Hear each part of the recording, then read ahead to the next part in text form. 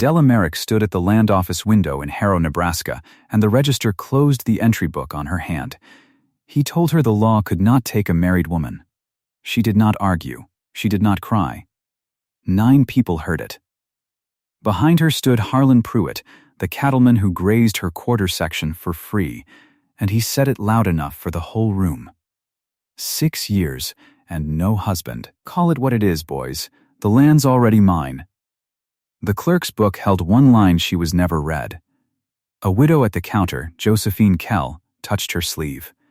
There's an exception written right in that same book, child, but you'll hate the price. Then the widow went quiet. She cut herself off before the price had a name.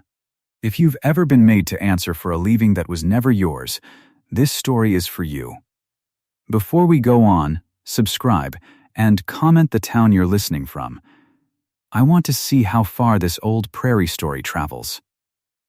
Now, let me take you back to how she came to be standing there at all. 6 years is a long time to keep a coat on a peg. Silas Merrick's coat hung by the door of the sod house, brown wool gone thin at the elbows, and Della kept it there on purpose. Not for love. She had run out of that a long time back. She kept it so that a man riding up to the door would see it and think there was a husband inside, and ask fewer questions. It worked, most days. A coat asks nothing and answers nothing. That was more than she could say for Silas himself. He had walked off toward the Black Hills 6 years back. There was gold talk that spring, the kind that gets into a certain kind of man like a fever. He said he would send for her. He never wrote. Not one line. She learned to stop watching the road by the second winter. By the third, she had stopped saying his name out loud at all. The quarter section had been filed in his name. Filed and abandoned. He had proved up nothing. So the land sat there under the sky, hers by every hour of labor and none of it by law, and Della worked it alone. She broke the sod. She raised what she could. She carried the whole weight of a place a man had signed for and left. The town had its own settled opinion. A leaving was a woman's failing. That was the arithmetic of the county, and nobody showed the work. When Della came into the church house on a Sunday, the women lowered their voices, not all the way, just enough that she could hear the shape of it without the words. She sat in the back pew and kept her chin level and let them wonder. What drove her to the land office at last was not pride. It was cattle. Harlan Pruitt had been running his herd across her quarter for 2 summers, calling it open range, knowing she had no paper to say otherwise. His steers ate down her grass and fouled her one good spring.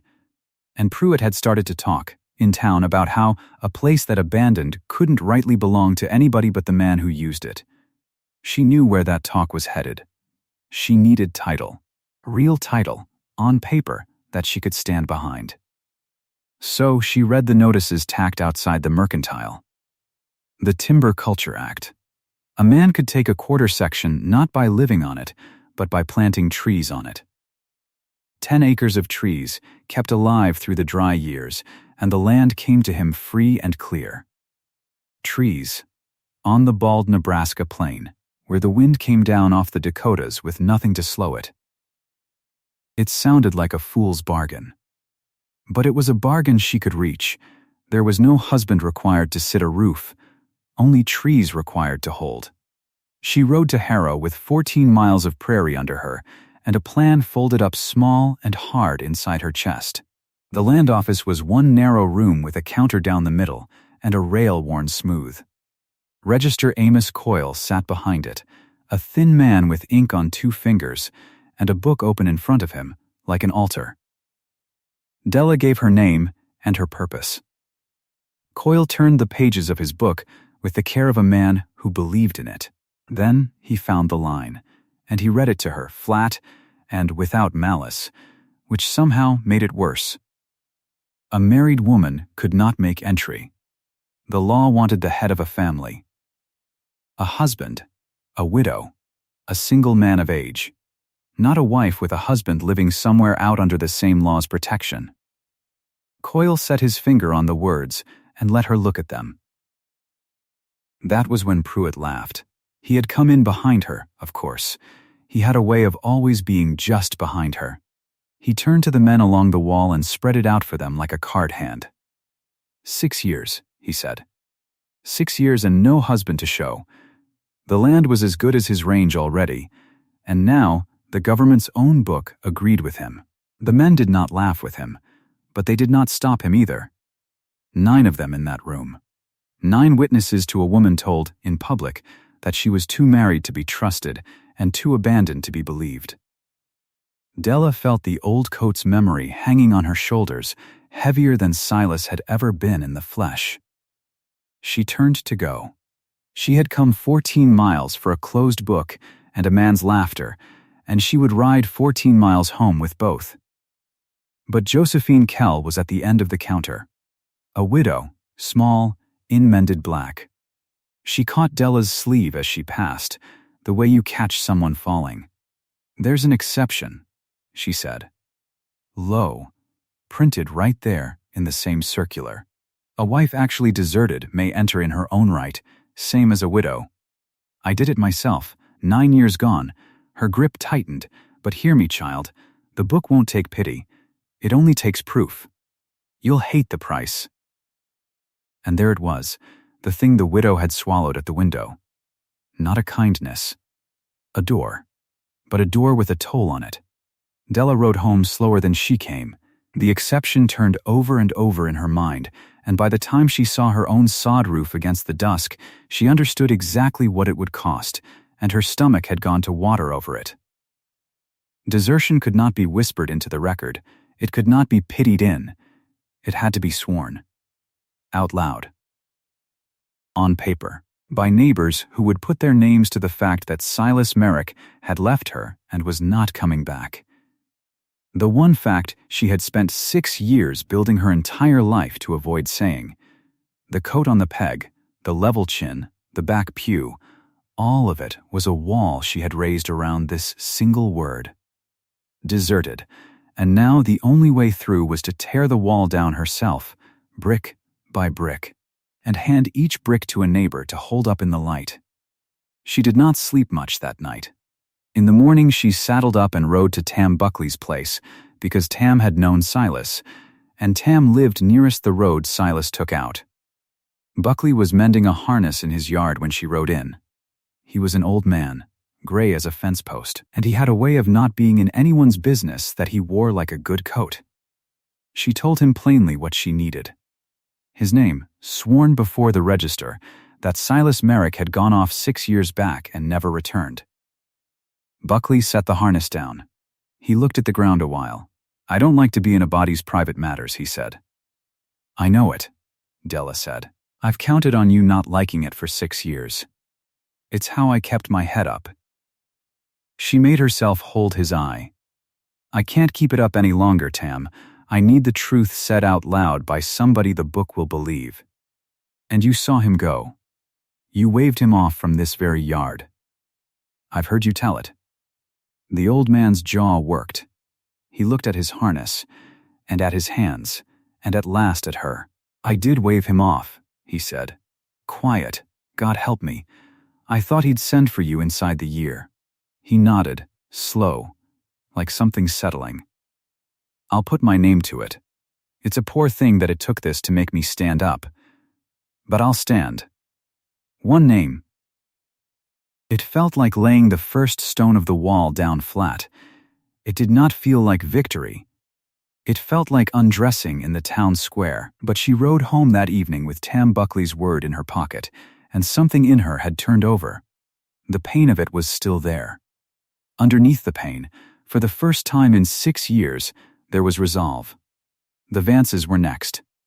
A whole family of them, the very neighbors who had watched Silas go and then watched Della carry it, and had judged her tidy and quiet the entire time. She would have to stand in their kitchen and ask them to swear to the leaving they had gossiped about behind their hands. Every signature would cost her a piece of the privacy she had built her whole dignity on. She knew it. She was learning to spend it anyway. And there was the money. $14 to file. $14 she did not have in coin. She had butter money in a jar, Some of it, not enough. She would have to make up the rest. She stood in the doorway of the sod house that night and looked at the coat on the peg.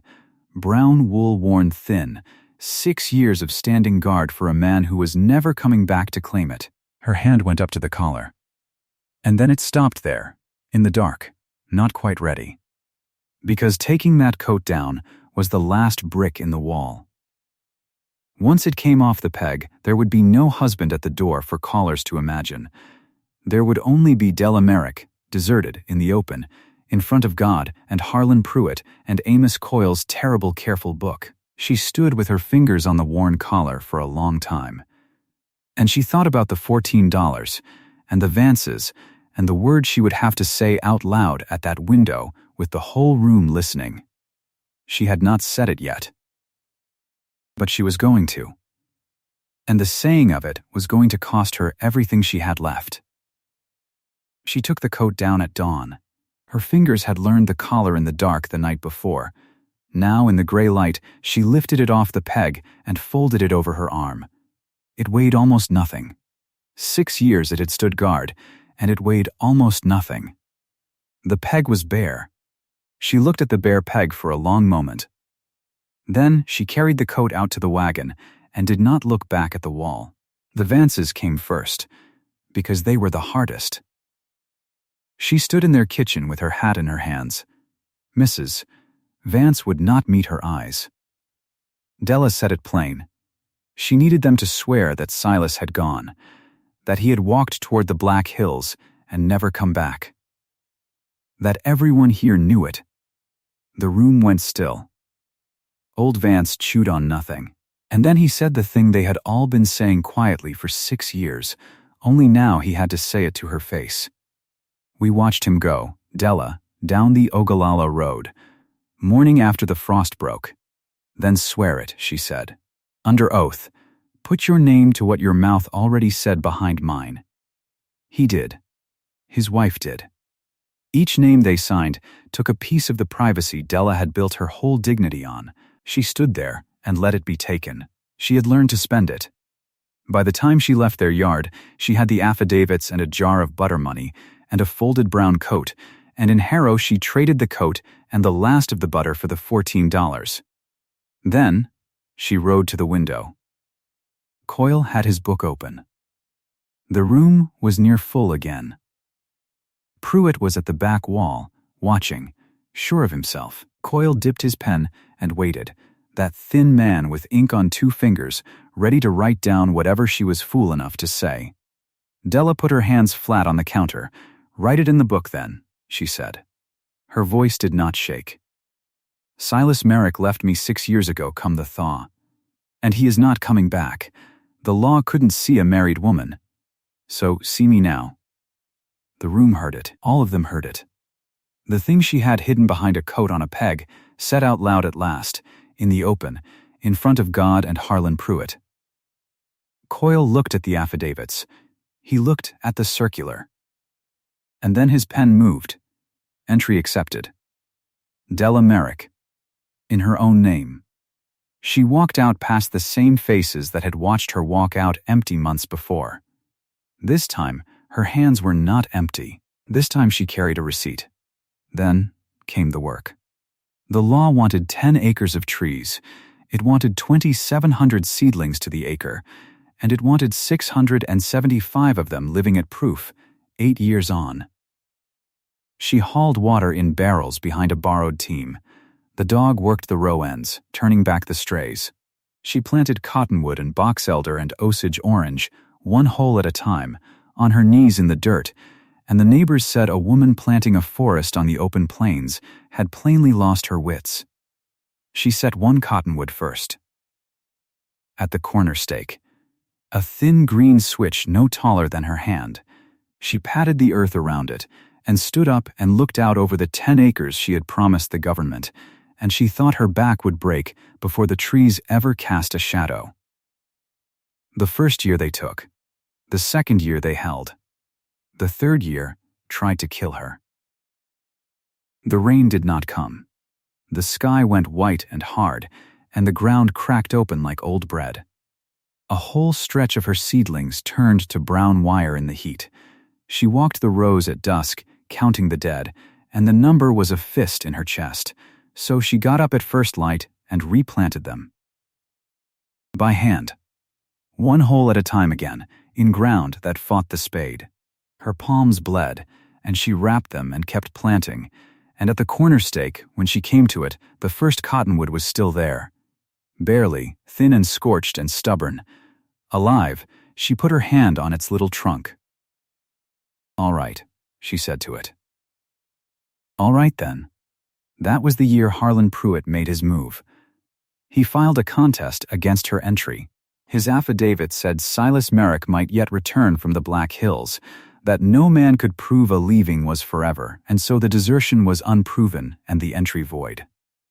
He came to her sod house himself to say it kindly. He would buy her out, pennies on the dollar, before the hearing ate her whole. A woman alone could not prove a man would never come back. And for one night, he was right. She lay awake and could not see the road out. You cannot prove a negative. You cannot swear to the whole future of a man you have not seen in 9 years. It was Josephine Kell who set her straight, at the land office counter, the way she had at the start. "You already proved it, child," Josephine said. "The day you said it out loud. It's not your supposing against his supposing. It's the federal record. Your neighbors swore it under oath. Pruitt's just guessing at a window. The book only cares which of you is written down." The hearing came. Pruitt stood and made his case, all confidence, and Coyle, that rigid man who lived by the letter, ruled by the letter. The desertion was sworn. Entered, bound in the record 3 years back. Pruitt's guessing was not evidence. The entry stood. Della watched the register close his book on Harlan Pruitt this time. Pruitt's own contempt for that book was the thing the book used to beat him. Then there was nothing left to do but grow trees. And wait out 8 years. The corner cottonwood grew. It passed her shoulder. It passed her head. The dog got gray at the muzzle, working the row ends. The grove filled in, green and rustling, until you could stand inside it in July and be cool. In the 8th year, Coyle called the final proof. The land office was full again. It was always full for her, that room, from the first humiliation to this. The Vances stood. Tam Buckley stood. This time they did not swear that a man had left. This time they swore to the living count. More than 675 trees to the acre, standing green across all 10 acres.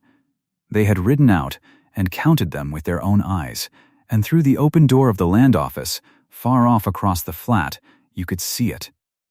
The corner stake cottonwood, grown tall now. Shade, where once there had been a switch. Coyle read the finding in his flat clerk's voice. He found the cultivation proved. He found the entry valid. And he issued the patent to Della Merrick, sole entrywoman, 10 acres of timber, held and grown and proved by her hand alone. Her name. On the paper. Her name. Pruitt was at the back wall, where he always stood. Coyle looked up at him over the book and told him plain that the open range he had grazed for free all these years was now titled ground, that he would fence around it or keep his cattle off it.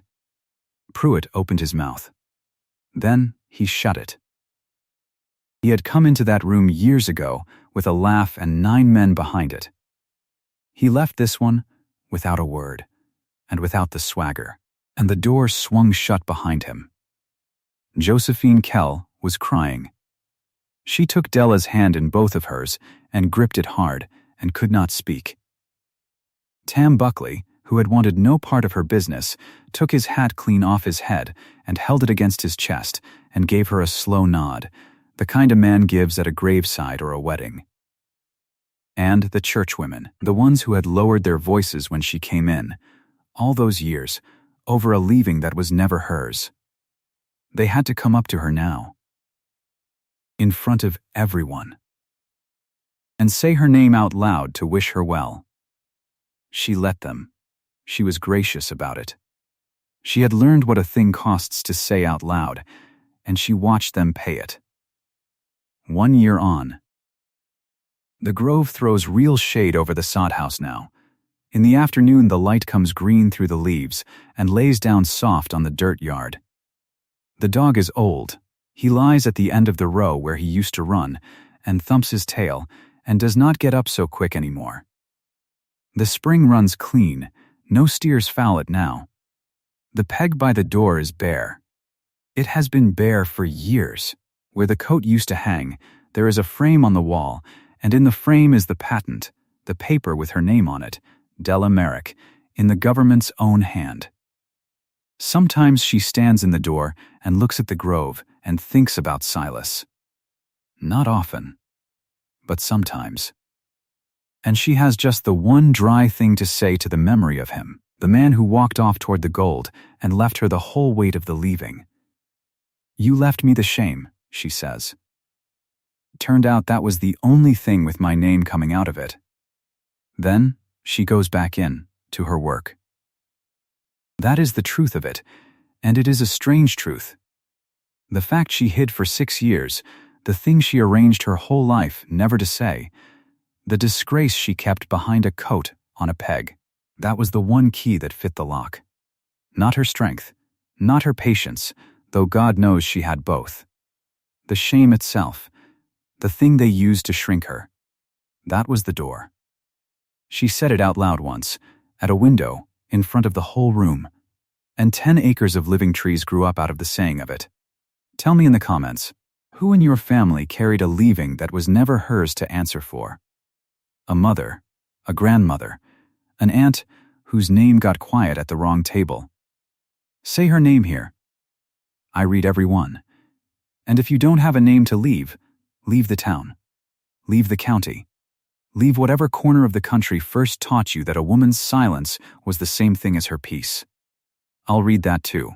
The grove does not stop growing because the story ended. In the 2nd year after the patent, the cottonwood at the corner stake puts out a branch thick enough that Della hangs a tin cup from it when she works the row, just to have somewhere to hang it. The cup bangs soft in the wind, and she does not think about it most days. It is just a cup on a branch. That is what trees are for, when you have them long enough. The Vances put in their own seedlings the spring after her proof, 20 acres east of the creek. They asked her what she knew about planting, and she told them everything, freely, because there was nothing left she needed to hold close. Old Tam Buckley watched the Vances plant from his fence line and said nothing. And then 2 years later, he put in a row of box elder along his south fence and called it a windbreak. It was a windbreak. It was also a thing he did because she had shown him it could be done. She does not take credit for it. She barely notices it. She has her own 10 acres to tend. The churchwomen come around, now, not the way they used to come around, quiet and evaluating, waiting to see how she would manage the pity they were handing her. They come around the way you come to see a neighbor who lives well. They sit in the shade of her grove and drink her coffee, and sometimes they say her name the way you say a person's name when you mean to say it, when you are glad the name is there to be said. Della. Della Merrick. Like it is a thing they are used to. She is used to it herself. That took longer than the trees. The patent on the wall goes yellow at the edges the way paper does. The ink stays. Her name stays. In a dry spell she reads it sometimes, not for reassurance. She stopped needing that before the 6th year of cultivation was out. But the way you touch a thing that cost you, the way you confirm the price was real, and the thing is real, and both of them belong to you now equally, and neither is going anywhere. The peg stays bare. She has no use for the peg. She has considered pulling it out of the wall entirely, and does not, quite, some absences deserve to stay marked. Some empty places tell the truth better than anything you could put in them. The peg is bare, and the patent hangs where the coat was, and that is the whole of the story, laid out in the space of one wall, and anyone who walks through her door can read it if they know what they are looking at. Most people now do.